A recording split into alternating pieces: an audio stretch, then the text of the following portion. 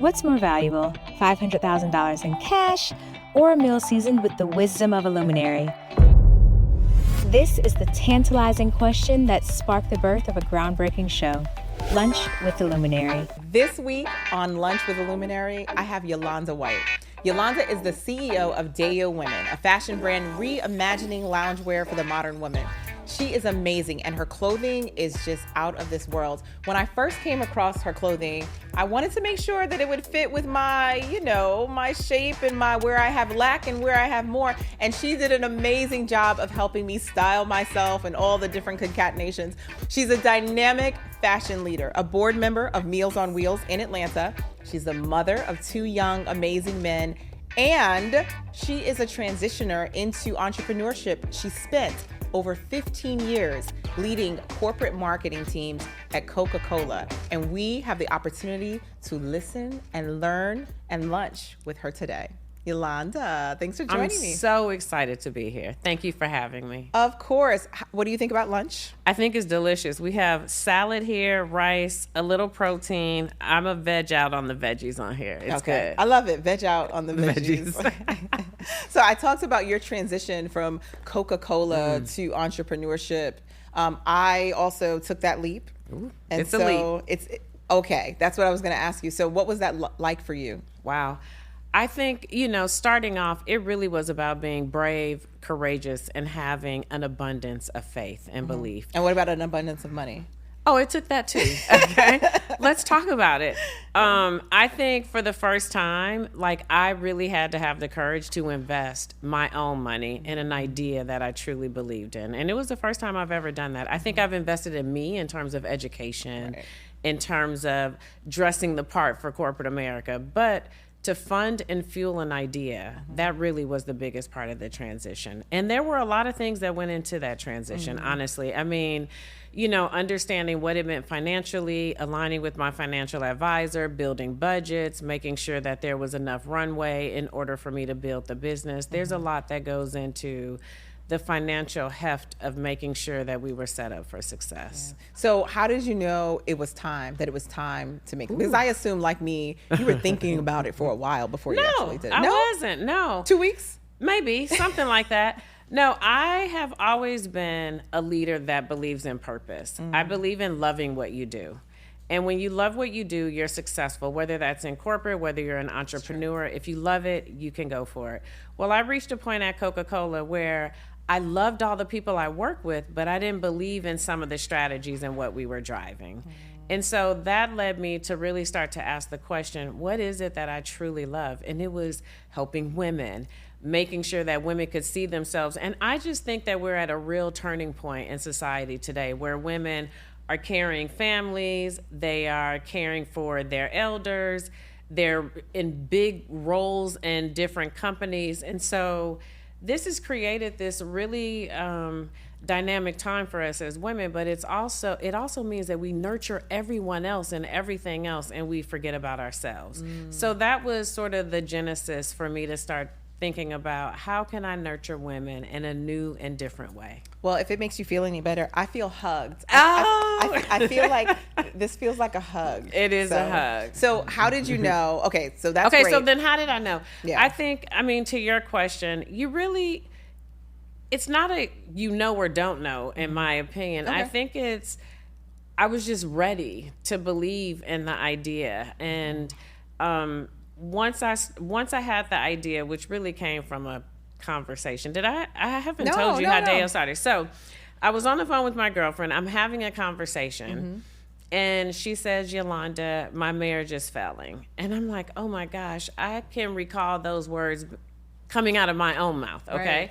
And so I had 2 questions. One is a deeper question like, oh, do you want to save your marriage? And it was like, yes. And then the second one was really shallow. And I was like, what do you wear when you get home with your husband? So wait. So she tells you her marriage is failing. Yeah. And this is what I asked. And you ask her, did you dress? Yeah, how do you show up for him? Let me hear how this went. Okay. So in that moment, my insight was, as women, we show up beautiful for the world. And when we're at home with the people we love, we do not show up for ourselves or for them. So the powerful woman that she was, and I could relate to it because I would come home and put on my t-shirt and my little shorts And take off my your bra. Yeah. All of those things for comfort. Right. And so at that moment I said, you know what, let's get you some stuff so your hubby can see the woman that he married, like the full woman, not Okay. the one. So I go online and I'm trying to find her stuff and I cannot find it. So in that moment I decided to create it. So it wasn't as if I dreamed of being a designer and I wanted to do fashion. That was never the Okay. calling. Okay. The calling was, I saw a need that as women, we forget about ourselves. And at times we don't even know how Neglect to go back and and like think about, who am I? What do I want to look like? How do I want to appear in different settings? But I'm and trying to nurture figure myself? this out. Yeah. So I look at my car and I say, I need to change my oil, but that doesn't mean I can change my oil. So how did you know, okay, you know what? I can't find it. I'm going to design it. Where did you get that acumen to do that? That's a great question. The good Lord? The good Lord. I'm telling you. I'm serious. It's just belief. Okay. Like I saw a need and I saw an opportunity area. Okay. Now simultaneously, because I went to look for things for her, I saw that there was a lot of white space in the category. Mm-hmm. And the reality is loungewear was a category pre-pandemic that had very little innovation in it. Mm-hmm. We saw a few brands that were playing in the space, but really everyone wears the button-down pajama pants with the pants or the short in satin, and if they have a few more bucks, they have it in silk. Okay. So the evolution of washable silks has come. There are a number of different fabrics, but for me, I was like, I want to be comfortable. I have 2 boys at home. I'm entertaining a lot. I never know when the doorbell is about to ring. Yeah. And so at that moment, I was like, I want to go create something that does not exist. So it's interesting you say that, because when I got this fit, it was before the Thanksgiving holiday. And so I was like, well, since I'm hosting and I'm going to be home, I want to be comfortable. Yeah. But I'm hosting. Yeah. So I want to look good. Yeah. So it's you have achieved your goal, because this is very comfortable, right? Like you put it on, it feels like a hug. It feels super comfy. But I did, when I wore it, outside of that, people say, why are you so dressed up and you're in the house? And I'm like, oh, mission accomplished. Yeah. Exactly. So but you're comfy. So I like to talk about DAYO as being comfortable, stylish, and versatile. But that story really is the genesis of how we can find an opportunity, see an opportunity, and go validate the opportunity. So I took this germ of an idea. I went and searched for a team in New York. Okay. And I found the perfect partner. And when I was thinking about the values of my brand, I knew I wanted to work with women. So I scoured New York to find a woman-owned business to help me develop the pipeline and to help me with the manufacturing of the first collection. Okay. And I mean, mission accomplished. I did it. Yeah. So I had a very diverse group of women who were helping me build DAYO and really tap into this idea of evening wear meets loungewear and make it flowy and comfortable and dynamic. That was the start of it. So I'm going to go for those entrepreneurs that are watching or listening who just from the more ideation, the earlier stage in the maturity model. You came from 15 plus years at Coca-Cola, corporate marketing. Yeah. How did you even know where to start? Oh, I need someone to help me with manufacturing. How did you know? So the good thing is that I did work on the brand marketing team. In brand marketing, you are really responsible for the strategic development of a brand, the innovation pipeline, the go-to-market strategy in conjunction with a cross-functional team. Got it. So my understanding of the full funnel of marketing is at an all-time high. And then managing the P&L against it was at a high. So I like to say I do have very strong business management skills, very strong. So my ability to think through, let's build out the idea, let's make sure it transitions into an operational model that we could commercialize, and then ensure that we can continue to have that 360 approach was something that really wasn't hard for me to sort of think through. You just translated it to entrepreneurship. So what advice, you lived it, you're living it, what advice do you have for folks who are in corporate right now who are contemplating entrepreneurship? Oh, this is good. So for those who are contemplating, I would say, number one, the financial need is really real when you become an entrepreneur. So if you know if you build a business plan and you're realistic about what it will take to invest in it, to build it, to continue to allow it to flourish, you may consider keeping a job and building a business. It is the hardest thing to do. I couldn't do it. I didn't do it. I didn't start building DAYO until once I left Coca-Cola. It was my job was too demanding to do both. I think one of the things that someone would have to do if they're going to make it a side hustle, and in our Business Boost Society community, we have like the side hustle, neighborhood for just this reasons. But I think they would have to bifurcate what are the activities that I can do while I'm working a full-time job, because as an entrepreneur, I want full-time employees to be full-time and working. So I wouldn't espouse somebody, getting paid and working a job and not giving it, your all and commitment. But there are certain things that in starting a business you can't do without focus. There are other things that you can do to start to build the foundation. I agree. So what I'm communicating is once you build your business idea, this should be all strategic thinking, not executional work while you have another job. Makes sense. So once you do all your strategic thinking, your planning, and you create a budget, you either know at that point if you need to save a little bit more aggressively or if you're ready to make the leap. But you have to be in a place where you have a strong enough financial model. Now, it doesn't mean that you're funding it all. It might mean that your plan says, I really have to go after investors by X amount of time in order to fund the idea. But we're in complete agreement. Like, I don't believe in building side hustles. I believe you're either an entrepreneur to build a sustainable, growing business, or you're playing a game. So I love that, because what it focuses on is the importance of strategy, strategic planning, and financial acumen. And that is the name of the game. And I think when you do that, you start to realize, there are elements of this business plan that I didn't incorporate, such as intellectual property and trademarking and the website and getting that up and going. Or those are things you don't have to wait until you're full-time to do that. Exactly. Right? Exactly. Good, really good advice. So that was one. Okay. You said 3, right? Keep it going. Okay, keep it going. Second is make sure you're purposeful about your brand. So as you build your brand, we're having lunch. I'm sure every, podcast you do will incorporate an aspect of lunch. Being consistent about what your brand stands for as you build your audience, I think is very, very important. And as entrepreneurs, we can get very excited about what's new and doing something different and lose our focus on staying true to what we do. So I produce loungewear. Everyone's like, Yolanda, this loungewear is beautiful. I wear it out. And I'm like, I know you do, but we're loungewear. It is transitional loungewear that you could wear out, but I never lost focus. So I'm not supposed to wear this to the store? You are supposed to wear it to the store. Yolanda, I'm not supposed to wear this to the store. You are. So what I say is DAYO is loungewear that's comfortable for home. It can transition with you, but the marketing never starts with you on the go. The marketing starts with you home. I love that. And we've been very consistent about that marketing. So I say, one, be very purpose driven and make sure that while you started your business, you stay true to it if you really have an idea that you've proved out. Like that. Well, you've done a really good job. So people will be wearing this out. I see people wearing bonnets and hairpins out, and that is nowhere near. And that's nowhere near elevated. Exactly. I'm trying to talk to those women. No bonnets, ladies. I don't know where no matter how much it matches, no matter how much bling leave you put it on at home. Like, please. That's funny. So I would love to hear your philosophy for our emerging and growing businesses on bootstrapping versus finding external funding. What are the pros and cons? What's been your experience? Yeah, for me, bootstrapping allows a speed to market that you don't have to ask people to help you get things done. But it is very financially taxing. So for DAYO, it's all bootstrap. I built the business.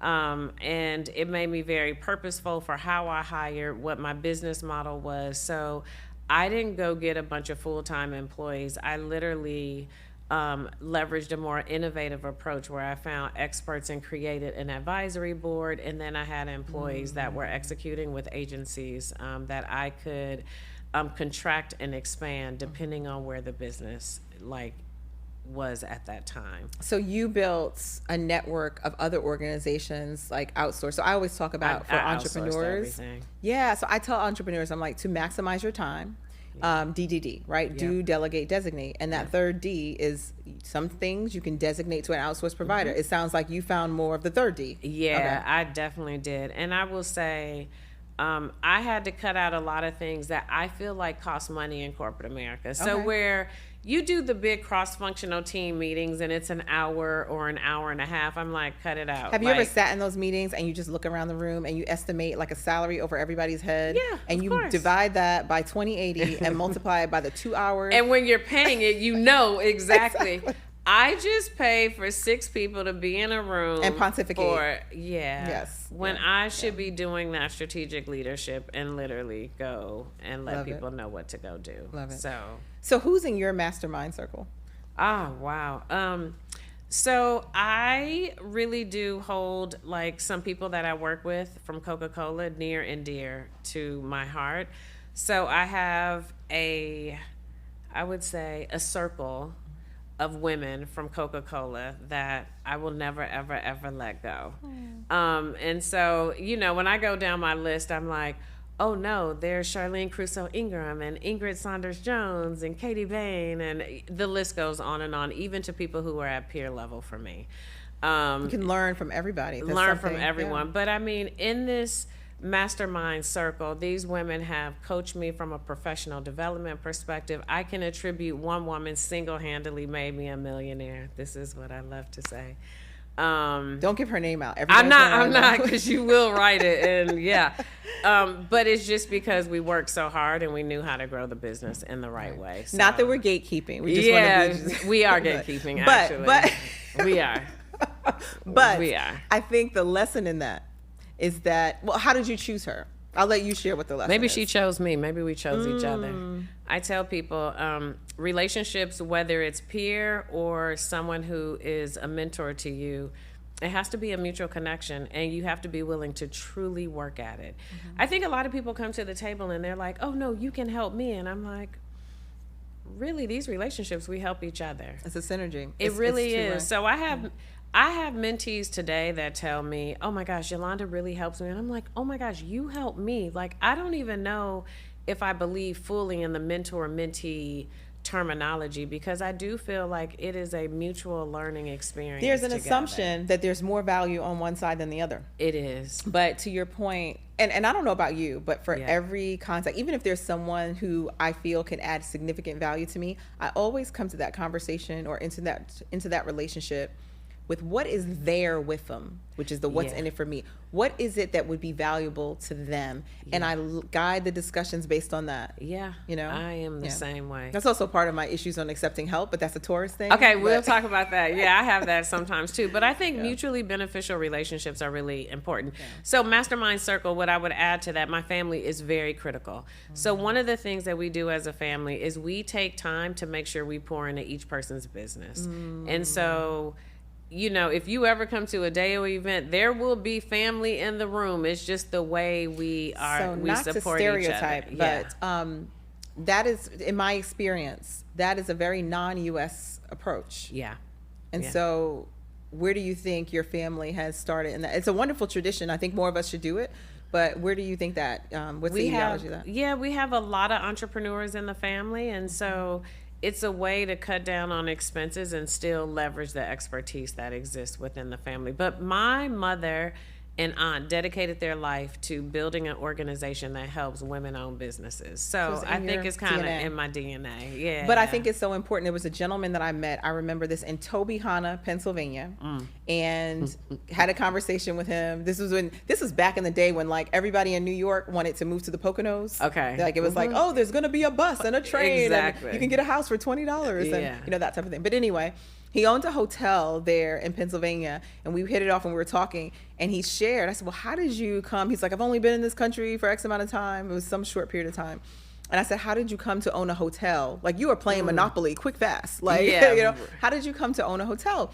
And he said, in my culture, see what you guys don't do here? He was like, it's very different. In my culture, we basically all sew into, we come here, we work, And we sell and we into work it. in someone else's business. He was pointing to, oh, that's my cousin, that's my uncle, that's my old neighbor.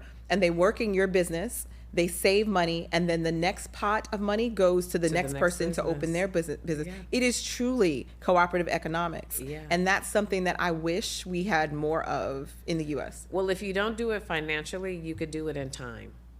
So I'm in full agreement. But even if it's not a financial, we pour financially, if you pour in time, it is so beneficial. Yeah. That's heavy Yeah. because time is currency, just Is- like energy exactly. and the dollar. Exactly. So one of the challenges for entrepreneurs, when you are entrepreneurial, not just owning a business, but as you know, when you are entrepreneurial, you are an idea machine. Yeah. You're always innovating, coming up. You're laughing because you probably have like 12 ideas that you triage this morning. So you're always coming up with things. But what I find is it's like a gift that has to be harnessed. Some entrepreneurs jump right into doing everything at one time. Killer.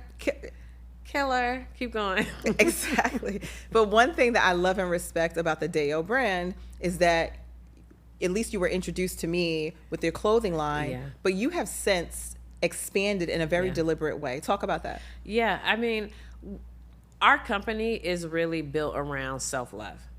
And so, when I started designing DAYO, it was all about, okay, let's make clothes where women feel as if it is her letter to herself and she feels comfortable and she feels like she's loving herself in it. But we didn't stop there. We started introducing other elements that helped us enhance the self-love story. So there were experiences that we started to lean into. We built like giveaway self-love cards. During COVID, I wrote like my big self-love, almost like a self-love letter, but it's a guided diary to help women dig a little bit deeper into what it means to love themselves. And for me, like to your point, the pipeline didn't start with everything. It was like, let's be very focused on the clothes, getting them right, making sure that we could build the customer trust, the customer love, and optimize the product as we went along. And then simultaneously, in the background, when we were ready, it was time to start to expand that story. And so, one would say the only thing that was really important for me when it came to DAYO is that everything is proprietary. It wasn't a shortcut to go white label things and take stuff from other places that didn't belong to us. This was more about developing proprietary innovations that we could put in the marketplace. So I'm so excited.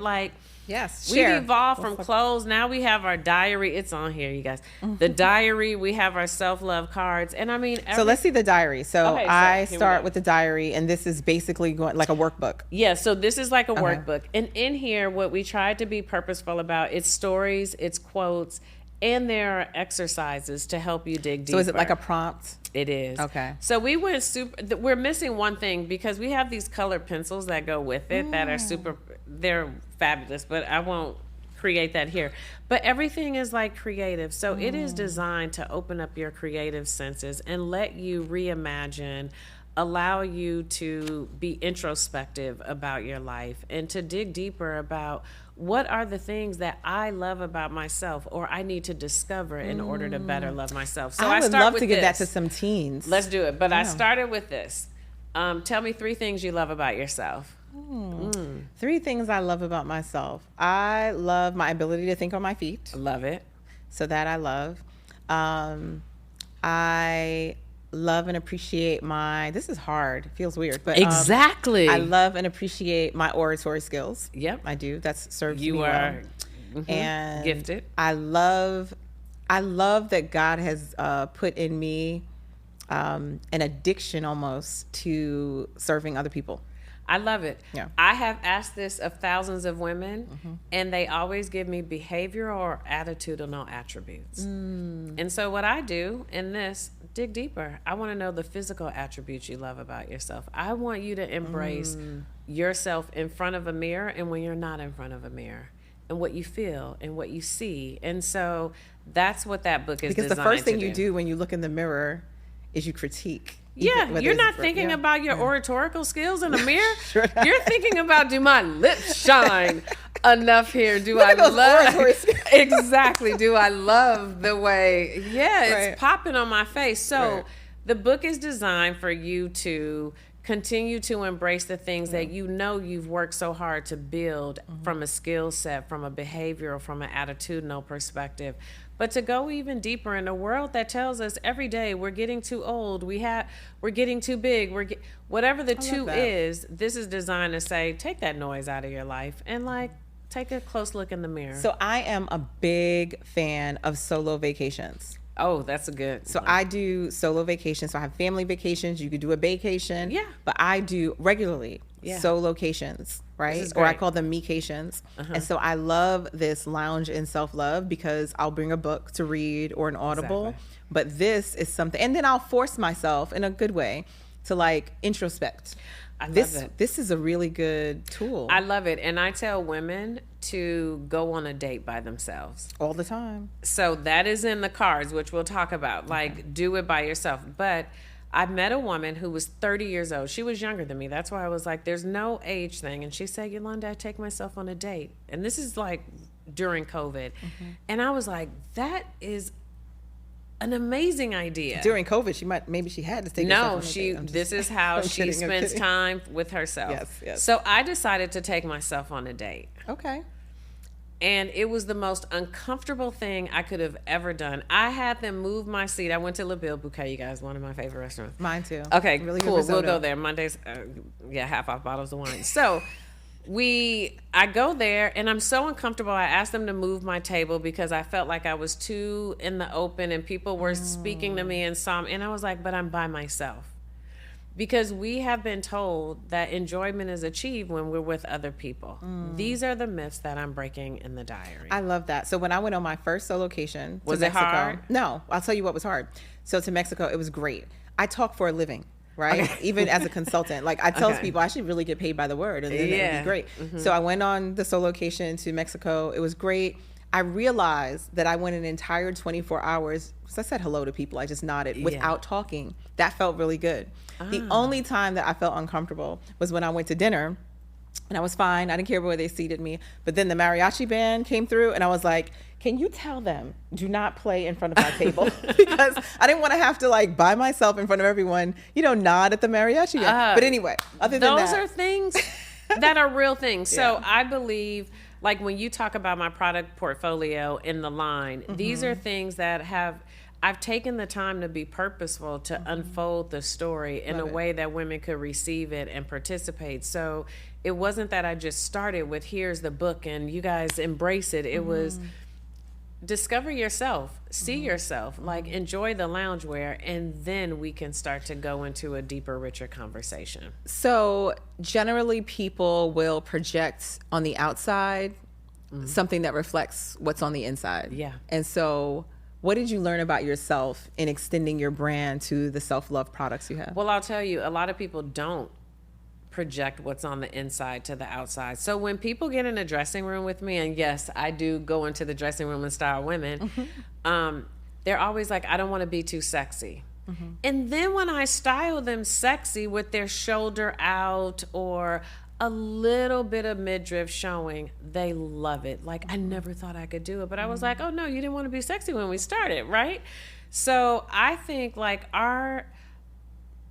what we have to do is match like belief with desire and let that come together in a way where people can really start to lean into what their styles are. But I just find that what women articulate as what their belief is doesn't always align with the desire. And there are many women who want to be seen as beautiful, who want to be seen as sexy, but society has told us, oh, you're a mom, you should be very conservative. You are over 50, you shouldn't wear something that's showing your knees. So I believe young people today are breaking the myth of that. They are helping us as women understand body positivity in a new way. And so that's what we're leaning into. And be true to ourselves. And be true to ourselves. So I'm going to ask Yolanda to lean a little bit. Okay, let's go. What did this whole journey, like if you pause and introspect it, what have you learned about Yolanda? I've learned that Yolanda plays by the rules, but I'm okay redefining the rules. And I redefine the rules in a way that really sticks with my values, to my moral code. But the reality is, I don't feel like my life has to look like what the books have told me it needs to look like. And so, it's everything from, if I'm dating, my partner, he's a secret. Like, I'm not sharing him and telling, but society tells you the minute you like somebody, put them on Instagram, let the world know you're in a relationship. I don't buy into those rules. So I can't find him on IG right now? You probably could, but not with me. And it has nothing to do with the lack thereof of a commitment, right. Fair enough, yeah. And so, that's a silly answer, but the reality is, I've learned the more that I love myself, the more confident that I am to play by my own rules and define them in a way that works for me, for my family, for the people who are close to me. Love it. Yeah. So one of the things we talk about in the Business Boost Society community for entrepreneurs, because listen, we provide the capacity building, we provide the training, the connection to funding and things like that. There are others that do that. But what differentiates is we pay attention to the fact that over 90% of entrepreneurs suffer from depression, mental health challenges, et cetera, because entrepreneurship is hard. And it's lonely. It's lonely, it's hard, it's alienating, and it's arduous, right, in the nature of it. And so I'm just curious, how does the self-love, approach apply to entrepreneurs? How can they literally incorporate this in their entrepreneurial journey? No, this is all about filling your cup. Because as an entrepreneur, you are giving so unselfishly. You're pouring into your business. You're probably working more hours, working for less money until you cross the tipping point, right? And so this is about taking the time to make sure you're filling yourself up and that you are overcoming any imposter syndrome that could be happening as you're building, or the naysayers, right? Or the naysayers. Why are you doing this? It's not going to work. This isn't a great idea. I don't believe in it, because most entrepreneurs do find that their friends support their businesses last. They built their businesses from strangers. Why? Naysayers. How did they do it and I didn't do it? It could be a number of different things, but this is what you deal with as an entrepreneur. Yeah, that's a big challenge, because what's interesting, I don't know, I did real estate years ago. Did you ever do real estate? Or any sales? What they do is, the first thing they do is they tell you, start with your sphere of influence. Yeah. And so you make a list. They tell you to make a list of everyone you know. Yeah. And then those are the first people you're supposed to call. I did that. Okay. So most sales jobs, right? Or direct sales. So they say, this was a real estate license. So they say, make a list of everyone you know. So you don't know what they're doing. So you list everybody, your family, your uncle. And then they say, I don't know about your family, but then they say, now you're going to call them and you're going to let them know that you are now a realtor. And if they're looking to buy or sell their home, they should reach out to you. And then, because of what you just said, that so often those who are closest to you, those who in lip service say they love you and they support you, not everybody, for the record, not everybody, don't DM me. But for the most part, those are often the last people to support you. Wow. I think we're changing that paradigm now. I think and being fearless to go ask for it and to call people out, like, I need your support. When you change that language and you change the ask, which self-love helps you do that, that's what gives you the power as an entrepreneur. Okay, so I'm going to put you on the spot like you did. Okay, yeah, let's go. Okay, so you just launched Lounge in Self-Love. You're going to call your top 5, right? Yeah. People who know and love you, and you're going to tell them that you need them to buy this book and support it, or host a party with the cards. Yeah. You're on. How would I do that? Yes. Hey, Mom. You know what? I'm so excited. I have this book that's coming out, and I think my approach to making sure that I could grow this faster and quicker is to have you help me by hosting a party for DAYO. Now, it will be simple. Like, you get 10 books. They can either buy it themselves or you could purchase it before we get to the event. But I think if you can rally women together, that would be a huge support for me. I would really love you to help me do that. Are you open to it? I love that, because I can literally see those of you who have watched, just literally insert your product or service in that, and that one turns into 10. Now, she did kind of cheat because she called her mama. No, I did, but I would call all the people, and that's how DAYO grew. So during the pandemic, when everything was shut down, it was building one customer at a time. And the momentum started in Atlanta. It went to New York. It went to Chicago. Then we did it in Florida. We had people invite us to New Orleans. We did events that were in San Francisco. So like it grew. And so we even have like these sessions set up with businesses this year. And so this would be great with ERGs. Those of you listening, they are so who are great. in corporate with the employee resource groups. It is great. They're always That's looking what for we're things doing. to do. That's what we're doing. So most of them are the women's ERGs. So like for me, that's where the opportunity lies. And some of them we bring the clothes in and some of them we don't. So we took this, we translated it to a worksheet so people can also purchase worksheets and conduct their own self-love like workshop. And I give specific 6-step process to how doing a you workshop. do it. Yeah. I'm gonna do it. Okay, but show me how to do it. How does this Okay, work? so here goes the cards. Okay. The cards are, you got to open a box and then you can show it out. So the Start cards, by opening the box, Jackie. Okay. Yes. So when this comes, it's all shrink wrapped, and the cards are also shrink wrapped as well. It's so beautiful. It really is. So it starts with self love, but the intention is there's 50 self love experiences. There are 38 that are There are 38 experiences. There are 4 that you can share with a partner. There are 4 cards that are just affirmations that you shout out, and then there's another 4 that's just a wild card. Okay. Here's the intention. Do I shuffle them? You can, you don't have to, but at the beginning of the week, you pick 3 to 4. Okay. And you commit to loving yourself with those activities. Okay. So Let's pick one and see what you get. I'm well, let's make ambitious. sure you don't, go to the middle to make Should I sure mix you it don't up? have the cards. I mean, you don't have like the intro in my letter. I have a letter in there on one of the cards. Okay.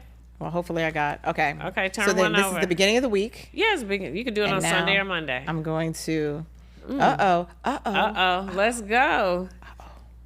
Oh, I can find somebody for that one. Okay. No, just kidding. Well, we'll talk about we'll talk about it. What's Okay, the so first my one? first one says, time to lace up. Put on your sexiest lingerie and take in all of your beauty. Beauty is really all about confidence. And if you feel beautiful, then you are beautiful. Sofia Vergara. So in the house, I'm just supposed to lace up. You're going to put on something sexy. When we were going through our parties during COVID, we had women go pick out their sexiest lingerie and bring it and show us. They didn't have to put it on. And like some women brought a sports bar, and I was like, absolutely not. So if that's the sexiest you have, then that self-love card will push you to go to the store or go online and order something that has some lace that's for you. It doesn't have to be this because expensive. you know what? When someone does this and they start to feel better about themselves, you can have those moments that people don't know about. You could have that under your sweatpants, Exactly. right? And still start to remember you want me to show what I have on? No, I'm kidding. This is a PG. No, I'm kidding. Right. Lunch with the Luminary, and not the Luminary Lounge. Exactly. Yolanda. Okay, so this right. is great. I do want to share that she has one for couples. So it says for 2, spray a scent on your favorite love spots and have your partner explore them. Now, I told her I have to, get working on somebody to play the game with, but there's a solo version of the game too. Exactly. We just have 4 of those in there. But it's just intended to be a reminder that's spontaneous, that allows you to go to action, around how you love yourself. So one is a little bit more introspective. The other one is intended to be action. So I love this because I thought that this was like invite everybody over and we do it together. But this is more so like I could take this on a solo vacation and say, here's my card for today. Exactly. I love that. And you could push yourself on your solo vacay to go find something sexy or to take a look in the mirror. But it's all of these cards, we've done these experiences with women. So we've done everything from creating perfume together to spa days to makeup. I mean, you name it. We've basically candle making. We've done it in order to make sure that women are finding ways to tap into themselves. So I am going to get a couple of these sets and we're going to do them as giveaways on the Women's Wonder neighborhood within the community, because I think that this is a great way for an entrepreneur to just, like you said, fill their bucket. And I love that you also couple that you can feel beautiful and not feel uncomfortable, because some people don't like to dress up because it's itchy or just uncomfortable. Constricting. Yeah. So you asked me Good at one. the beginning, what were 3 things or 3 tips that I would give? The last one that I didn't give was be daring. Be fearless in the way you approach your business. And even though everyone will not say yes to you, that is okay. What do you do when it gets scary?